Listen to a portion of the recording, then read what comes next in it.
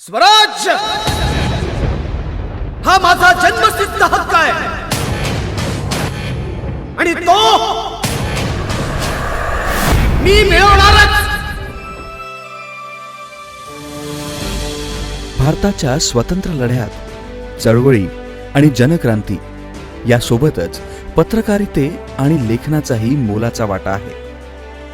स्वराज्याचा नारा देऊन सर्वसामान्य जनतेला स्वातंत्र्य लढ्याशी जोडणारे बाळ गंगाधर टिळक यांचा जन्म 23 जुलै 1856 रोजी महाराष्ट्रातील चिखली या गावात झाला.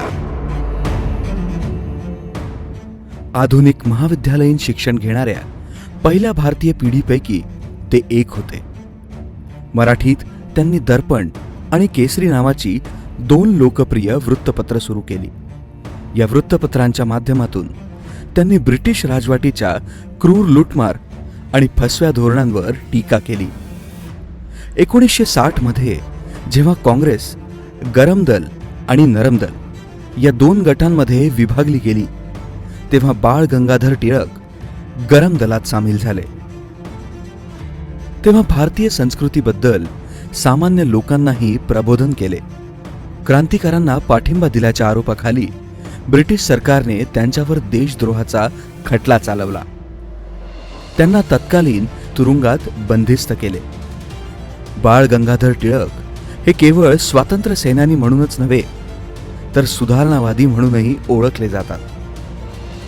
त्यांनी ॲनी बेसेंट यांच्या मदतीने 1916 मध्ये होम रूल लीगची स्थापना केली. होम रूल लीगचे उद्दिष्ट भारतात स्वराज्याची स्थापना करणे होती. लोकमान्य टिळकांनी स्वराज्य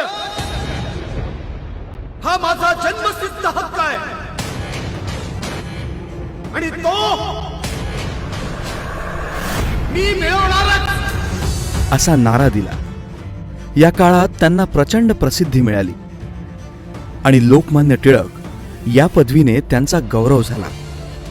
जनजागृतीच्या उद्देशाने लोकमान्य टिळकांनी सार्वजनिक गणेशोत्सव आणि शिवाजी उत्सव साजरा करण्यास सुरुवात केली. या उत्सवांच्या माध्यमातून देशभक्ती आणि ब्रिटिशांच्या अन्यायाविरुद्ध लढा देण्याचे धाडस पेरले गेले. जालियनवाला बाग क्रूर घटनेमुळे टिळक इतके निराश झाले की त्यांची तब्येत ढासळणे सुरू झाली. त्यांच्या आजारादरम्यान टिळकांनी भारतीयांना एक कॉल जारी केला की काहीही झाले तरी चळवळ बंद ठेवू नका. 1 ऑगस्ट 1920 रोजी त्यांचे निधन झाले. ते नेहमी सांगायचे, महान गोष्टी सहज मिळत नाहीत आणि सहज मिळणाऱ्या गोष्टी या महान नसतात.